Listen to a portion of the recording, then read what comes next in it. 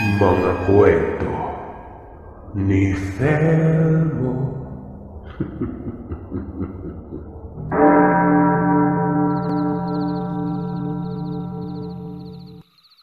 Mapagpalang araw, Sirsa, at sa lahat ng inyong tagapakinig. Itago niyo na lamang ako sa pangalang VJ. Kasalukuyang nasa Cebu ngayon. Nagtatrabaho sa isang malaking shipping company sa buong Pilipinas. 37 taon ako sa kasalukuyan.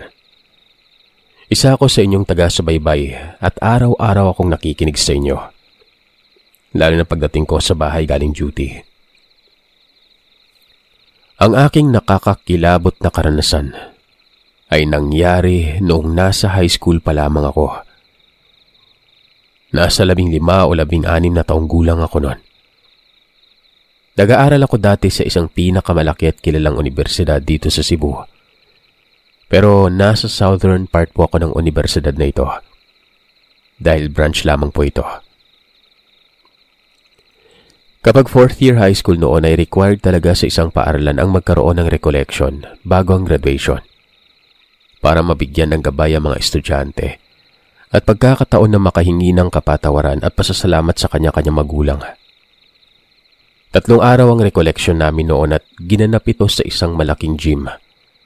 May oval sa labas para makapag-jogging ang may gusto. Ang oval ay parte ng isang public elementary school dito sa amin. Napapalibutan ito ng mga puno at ang gitna ng oval ay medyo madamo. Sa unang araw at pangalawa, maayos pa naman. Walang kahit na isang problema.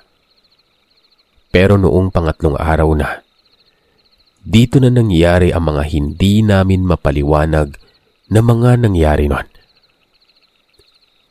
Paggabi na nun, habang nagro-rosaryo kaming lahat na estudyante sa oval kasama ang ilang mga guro, biglang may sumigaw. Itago na lamang natin siya sa pangalang Nika. Biglang sumigaw si Nika na schoolmate ko. Sabi niya ay may nakita umano siyang nakaitim na tao at may kasamang malaking aso. Paglingon namin ay wala namang tao at aso nun. Habang nagpapatuloy kami sa pagro-rosaryo, sumigaw na naman ulit si Nika. Ayon sa kanya, may tao umano na bumaba sa puno pero pabaliktad umano yung pagbaba niya. Una umano ang ulo nun. Ang puno na tinutukoy niya ay isang malaking dakit o balete. Nung tiningnan namin ulit yung balete na yun, parang may usok itong bumaba galing sa may itaas papunta sa lupa. Parang sumabay lang sa hangin. Pero wala namang nagsunog noong oras na yon dahil nga may recollection kami. Ilang segundo pang lumipas, dito na siya biglang nagwala. Nagsisisigaw ito na ang sabi niya ay sobrang ingay umano namin. Ayaw niya umano ng ingay nun. Doon ay nawala yung itim niya sa mata. Naging mistulang puti na lamang ito. Napakalakas din niya. 8 tao na ang nagtulong-tulong para lang hindi siya makapanakit ng iba. Pagkatapos nun, nagsunod-sunod na yung mga sinaniban. Hindi ko na mabilang kung ilan sila pero sa totoo lang ay hindi po talaga ako naniniwala nung una. Ang nasa isip ko ay baka nag-iinarte lamang ang mga yon. Papansin kumbaga. Katabi ko noon ang best friend ko na itago na lamang natin sa pangalang Bob. Habang nagpapatuloy kami sa pagro-rosaryo, ang nasa isip ko ay hinahamon ko kung sino man yung sumasanib o demonyo na yon na pumasok sa katawan ko kung kaya niya. Habang nagpapatuloy yung pagro-rosaryo ng mga estudyante, nakaramdam ako ng init sa aking katawan. Naririndi ako sa mga pagsambit nila ng mga panalangin nun. Sa sobrang rindi ko ay parang gusto ko nang magwala. Buti na lang ay hinawakan ako ng best friend ko. Sabi niya sa akin, Tol, manalangin ka. Huwag mong hayaang makapasok ang sino man sa katawan mo. Si Bob pala isang working student na nagtatrabaho sa isang pare. Napakamadasaling tao ni Bob. Sabi niya, nang makita niya umano yung mukha ko, iba na ang nakikita niya. Para na umano akong demonyo kaya hinawakan niya yung mga kamay ko. At nung mahawakan niya na ito, parang may humaplos sa akin na napakalamig na hangin na nagpabalik sa wisyo ko noon. Nagpasalamat ako kay Bob dahil kung hindi dahil sa kanya, isa na sana ako sa mga nasaniban. Nagpatuloy kami sa pagrorosaryo noon. Habang kami ay nagdadasal, patuloy pa rin ang mga pagsanib. Tumawag na yung mga guro ng pare. Dinasalan sila ng pare at kanya-kanyang nagsibalikan sa kanilang mga wisyo. Akala namin, okay na ang lahat.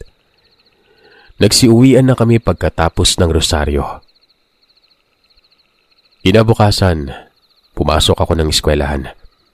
Dumiretso ako ng kwarto. Habang naghihintay kami sa aming guro ay biglang nagsitakbuhan ng mga estudyante papunta sa isang classroom. Lumabas na rin kami noon. Nung pinuntahan namin yung classroom na yon, ay nakita ko si Nika. Sinasaniban na naman siya ulit. Napakalakas ni Nika. 12 katao ang humahawak sa kanya noon. Pagkatapos noon ay nagkasunod-sunod na naman ang nasaniban. Halos lahat ng high school department. Mula first year hanggang fourth year, meron at merong nasasaniban noon. Nagpanik na ang lahat kaya tumawag na naman ng pare ang mga guro. Habang hinihintay ang pare, pinasuot ng guro namin si Nika ng rosaryo. Hindi nagtagal ay kumalma na ito. At nung kumalma na si Nika, nagtanong siya kung bakit nakasuot siya ng rosaryo. Hindi daw siya naniniwala nun. Hinubad niya ito. Ilang segundo lang nang hinubad niya ang rosaryo ay bigla na naman siyang nagwala, Sir Seth. Sinaniban na naman siya. Nag-iba ang mukha ni Nika. Naging nakakatakot at hindi niya talaga hawig nun. Humaba ang dila at bigla itong dumikit sa dingding ng classroom nila. Nagsalita ito sa hindi namin maintindihang lingwahe. Parang Latin ata yun. Grabe yung kaba ko. Mabuti na lamang at dumating yung pare at sinabuyan siya ng holy water. Umusok talaga si Nika, Sir Seth. At walang ano-ano ay biglang nahulog sa dingding. Kaya nagmadali kaming hawakan si Nika para madasalan ni Father. Nagpupumiglas siya habang dinadasalan siya. Pinahiga namin siya at hinawakan ng kamay at paa. Bali 12 kaming nakahawak sa kanya. Sabi ni Father ay napakalakas umano ng demonyo na sumanib kay Nika noon. Hindi niya umano kaya kapag nasa classroom lamang ito. Kaya nagpa siya si Father na dalhin ito sa may simbahan. Sinakay namin si Nika sa school service at dali-daling dinala sa simbahan. Pagkarating namin doon, may 2 pari din ang tumulong sa amin. Doon namin pinahiga sa may altar si Nika at dinasalan siya ng 3 pari na ito. Habang dinadasal nito ng mga pare, si Nika naman ay parang natatawa pa. Sabi niya, wala umanong magagawa ang Diyos namin. Sa kanya na umano yung katawan na yon. Nagpatuloy pa rin ang mga pari sa kanilang dasal. At noong sumigaw na ang pari ng In Jesus' Name, at nilapat niya ang maliit na krus sa noo ni Nika, biglang umiyak ng napakalakas si Nika noon, na tila nasasaktan. Inulit pa ito ni Father ng 2 beses at sa huli, nakatulog na rin si Nika. Sabi ni Father sa guro na kasama namin, tawagan umano ang mga magulang ni Nika para makauwi na ito sa bahay nila. Umalis na umano ang sumasanib sa katawan niya. Nakahinga kami ng maluwag dahil natapos na rin lahat ng paghihirap ni Nika. Nung dumating ang mama niya, may binigay si Father sa kanya. Sabi ni Father ay wag na wag niya umanong ipapahubad sa bata yon. Isa itong orasyon. Pagkatapos ng ilang araw ay pumasok na ulit si Nika sa eskwelahan. Naging maayos na ito at hindi niya tinanggal ang suot niya na rosaryo.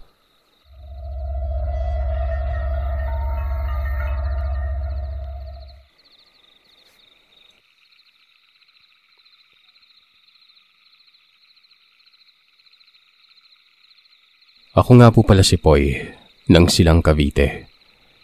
Nais ko sanang ikwento ang aking karanasan noong panahong pagkatapos ng bagyong Milenyo. Setyembre nang nanalasa ang bagyong ito, na nag-iwan sa buong probinsya ng Cavite, nang walang kuryente. Na mga panahong to ay nasa 17 taong gulang pa lamang ako. Ang barangay namin, sa Silang, umaasa pa sa tangke at motor na tubig. Gawa ng deep well siya. Sunong nawalan ng kuryente. Ganun din ang tubig sa aming lugar. Sa kabutihang palad ay may poso kami sa likod bahay namin, na kung saan kampante kaming may tubig kaming magagamit nun. Kaso, dumaan ng mga araw na walang kuryente kaya ang mga kapitbahay namin ay doon na rin nakikigib sa umaga. Sobrang haba ng pila nun. Kaya minabuti ko sa gabi at madaling araw ako magigib para may magamit kami sa umaga para sa eskwela. Nung mga unang gabi ay maayos at payapa yung pag-iigib namin. Kasama ko yung kababata ko noon na si Nel. Pero nang sumunod na mga araw, may mga linggo na walang kuryente. Kung sino-sino na mga taong nakikita namin na gumagala sa tanghali at sa hapon para maghanap ng maiigiban. Yung iba hindi ko nakilala. Wala naman kaming naiisip na kahina-hinala gawa ng lahat ng mga tao noon. May mga kailangan na hinahanap. Isang gabi, nagpuyat ulit kami ni Neil sa pag-iigib. Dalawa lamang kami noon sa poso na nasa ibaba ng malaking puno ng mangga. Mga bandang 12:00 ng gabi nang may dumaang matandang babae sa may kalsada sa kinauupuan namin. Nagkatanungan kaming dalawa na kung kilala ba namin yon. Pareho kaming sumagot ng hindi. Kakaiba yung pagdaan niya. Yung tipong naglalakad siya pero halos hindi gumagalaw ang katawan. Nakayuko na nakalingon sa amin nun. Hinabol namin ang tingin ng matanda na nawala sa kadiliman. Matagal namin siyang tinitigan hanggang sa hinayaan na lamang namin siya. Habang abala kami sa pagbomba ng poso na hindi naman kalakasan ng tubig, biglang may parang galit na aso kaming naririnig sa may likod, sa may bandang bakod namin. Akala ko yung mga aso namin pero hinanap ko sila at parang takot na nagtatago sa likod ng kusina. Nagtanungan ulit kami ni Neil kung ano yon, kung may aso ba. Huminto kami at pinakiramdaman ang paligid. Nang biglang may parang tumalon sa kapitbahay namin na alam mong hindi pusa o hayop. Kasi ibang ang bigat ng tunog niya. Hindi na kami mapakaling dalawa nun.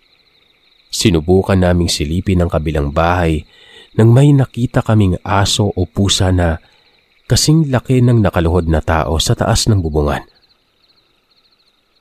Sabay kaming napatanong, kung aso ba yon? Bakit napakalaki? Tapos nasa bubungan pa, di ba? Nang pupuntahan namin yun ay biglang tumalon at naglaho sa dilim. Yung kapitbahay namin kung saan namin nakita sa bubungan nila, itong malaking asong ito na nasa bubungan ay buntis na mga panahon na yon. Pinagpahinga muna namin ulit yung poso. Umupo muna kami.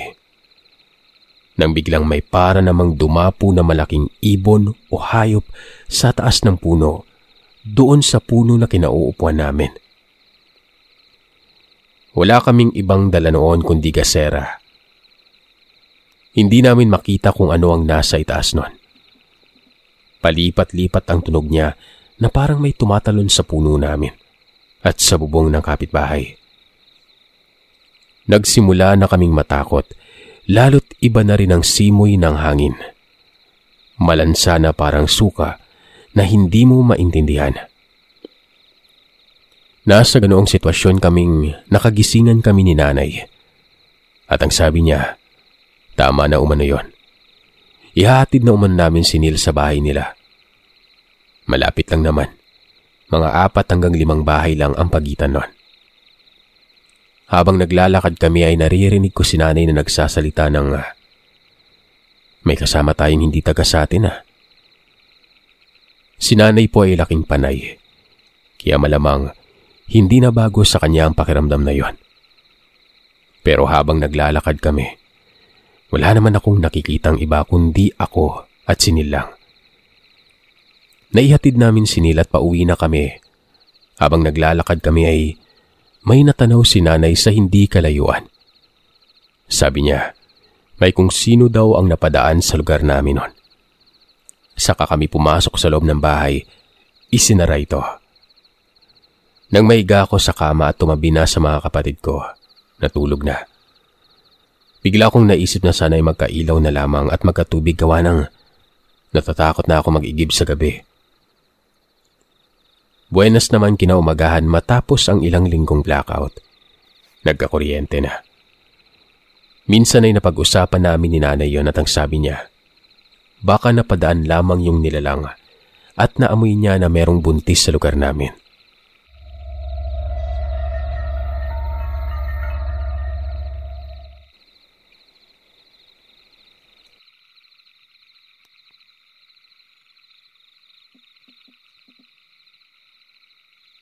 Mapagpalang araw sa inyo, Sir Seth.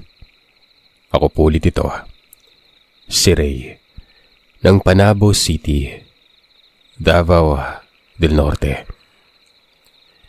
Magbabahagi ako sa inyo ng karanasan na nangyari sa amin ni Mrs. Nakahiligan kasi ulit naming magpupunta sa mga toy at cosplay event dito sa Davao at kahit na doon sa Tagum City. Dati pa naman talaga ay nagpupunta na ako sa mga ganoong event mula pa noong 2010. Natigil lamang yung mga pagdalo ko nung nakagraduate ako ng nursing, nagkatrabaho, nagkaasawa, at syempre nung nagkapandemya. Maswerte naman ako at napaka-supportive ng misis ko na kung ano-ano yung mga hilig ko, go lang siya. Natutuwa din kasi siya pag nakikita niya mga favorite anime or gaming character na naka-costume. Nagkaroon ulit ng toy at cosplay event noon sa Davao. Sabi ko kay Mrs. what if kung sumali kami sa walk-in cosplay? Bagay na silang ayunan naman niya. Kagad din naman kaming naghanap ng mga pwedeng gayahin nun.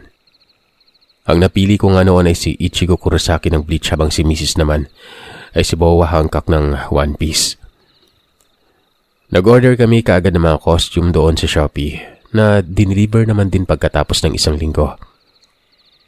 Tuwang-tuwa naman kami nung nasukat namin yung mga costume na yon. Ang hindi lang namin napagtanto, yung mismong araw ng event ay ang birthday pala ng lolo ni Mrs. sa father's side na namatay na. Pagka ganoong okasyon, sama-sama lahat ng mga kamag-anak i-celebrate ito sa puntod nito sa sementeryo. Meron din kasi silang sariling mausoleo. Nagsisilbi din itong parang reunion sa family nila. Nakiusap si Mrs. na baka kung pwede, pumunta muna kami ng sementeryo para makipag-celebrate nun.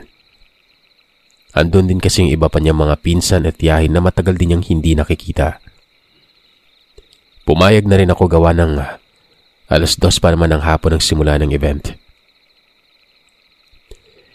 Papunta pa lamang ng sementeryo ay dala-dala na namin lahat ng props at susuotin namin sa cosplay event. Nakabackpack ako noon habang may dalang eco bag si Mrs. Masaya naman kaming nakipag-celebrate. Maraming kwentuhan tsaka kainan na rin. Bandang 12:00 ng tanghali nang nagpaalam na kami na aalis na at pupunta kami ng Davao. Noong mga panahon na ito ay hindi ko muna dinala yung motor ko. Kotse ni Papa yung gamit ko noon.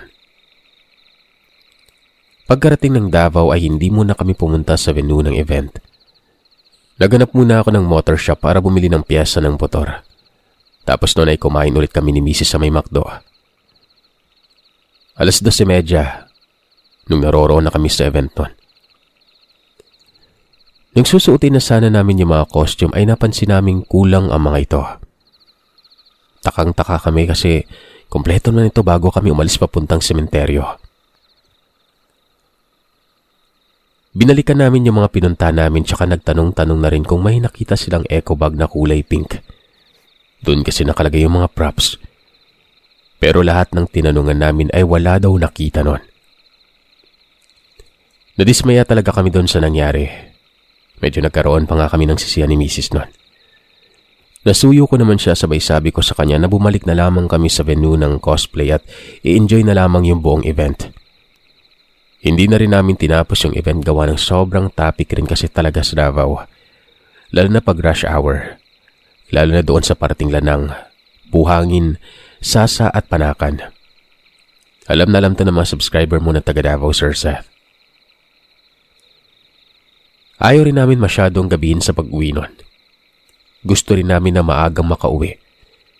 Yun nga lang, iba yung nangyari, Sir Seth. Nasa 4 kasing disgrasya yung nadaanan namin nun. Alam niyo na siguro yung kasunod na nangyari. Pero wisyong traffic. Sa puntong yun ay sobrang nagsisisi ako ba't yung kotse yung gamit ko. Pag motor sana, mabilis kami makausad. Nasa bandang Panakan, Davao na kami nang biglang naalala ni Mrs. kung saan niya huling nahawakan yung eco bag na pink. Parang nadala niya umano ito sa may sementeryo sa puntod ng lolo niya nung may birthday. Sinabi ko sa kanya na i-text yung mga kapatid niya o kung sinong mang bakante at makisuyo na kunin yung eco bag sa sementeryo. Medyo maaga pa naman nun pero yung malungkot lang, hindi bakante. Balak ko sana na ipagsabukas na lamang yung pagpunta sa sementeryo para kunin yung eco bag na yon. Sabi naman ni Mrs., hindi daw pwede gawa ng andun din kasi sa eco bag yung pocket bag niya. Andun din sa bag na yun yung mga IDs namin, pera, at yung susi namin sa gate ng bahay. Siyempre hindi ko nalaman kaagad yun. Pero medyo napamura ako sa inis nun.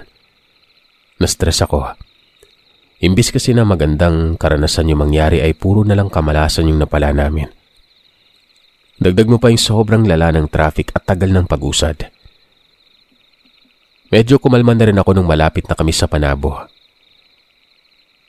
Oras nun, malapit nang mag-alas 9:30 ng gabi. Wala talaga kaming choice kundi balikan yung puntod kahit madilim. Sa isip ko noon sana wala pang pumulot doon sa eco bag. Kung hindi ay yari talaga kami. Hindi kami makakapasok ng bahay.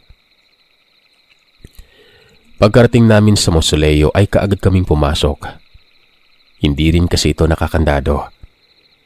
Ginamit na rin ni Mrs. yung flashlight sa phone niya hanggang sa nakita na nga namin yung eco bag sa ilalim ng upuan sa loob ng mausoleo na yon. Nung tingnan ay nandun pa rin yung mga props at yung mini bag ni Mrs. Mabuti na nga lang at walang ibang nakakuha nun.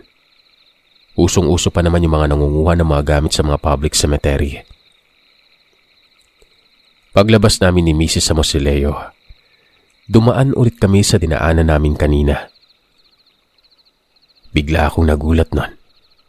Gawa ng dun kasi sa isang mausoleo ay may nakita kami na isang lalaki sa loob.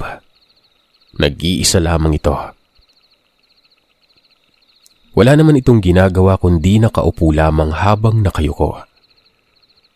Sa unang tingin ay maaaring taong grasa yon pero nung tingnan ko naman yung kabuuan ng damit niya, maayos naman.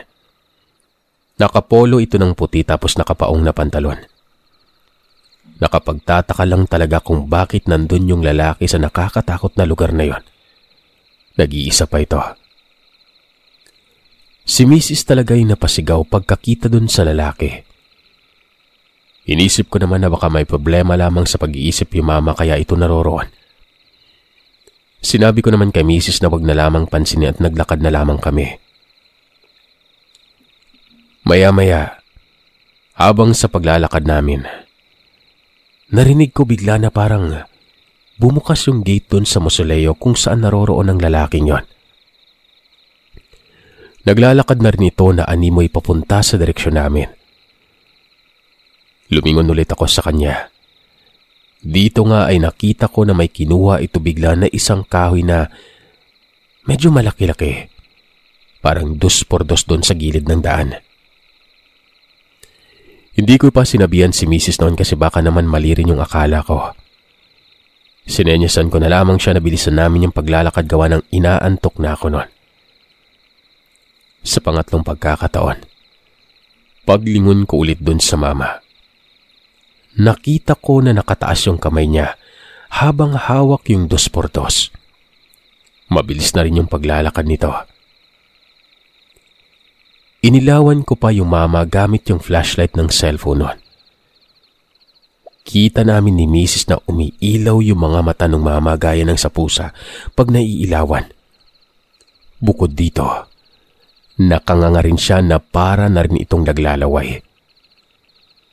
Umuungol ito habang patakbong papalapit sa amin.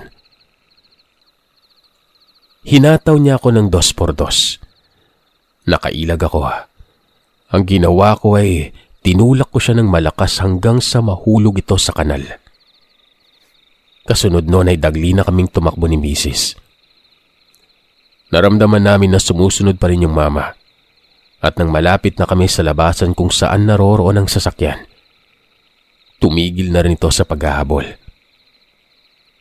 Nung tingnan namin yung likuran namin, laking kilabot namin gawa ng hindi na pala nag-iisa yung mama sa paghahabol nun. Meron na rin itong mga kasama na kagaya rin niya. Umiilaw yung mga mata na parang nanlilisik. Naglalaway. Nakanganga habang nakatingin sa amin. Ilan pa sa mga ito ay may hawak-hawak na parang itak at lagaraw. Talagang patay kami ni Mrs. kung maaabutan kami ng mga yon.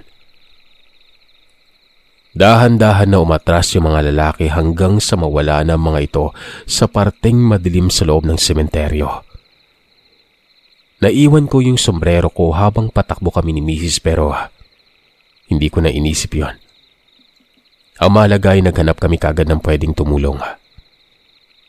Ang nakakainis lang ay wala kaming makitang kahit na mga tanod man lamang sa paligid. Puro sarado na rin yung mga bahay. Sinabi ko kay Mrs. na uuwi na muna kami para makapagpahinga. Matinding kilabot talaga yung nararamdaman namin nun. Dahil nga sa takot ay hindi ko magawang makatulog kaagad. Dumaan pa siguro ng 2 araw bago kami nakapag-blatter sa pulis. Naging abala din kasi kami sa negosyo nun. Nag-report din kami sa barangay kung saan sakop yung sementeryo na yon. Ayon sa mga taga-barangay, unang beses umano na may nag-report sa kanila ng ganon. Wala rin silang idea kung sino-sino yung mga taong umatake sa amin sa sementeryo. Nangako na lamang sila na papabantayan nila yung sementeryo na yon. Medyo napanatag na rin ako kasi kahit papano ay may gagawin yung taga-barangay para masugpo yung mga nakakatakot na mga lalaki na yon.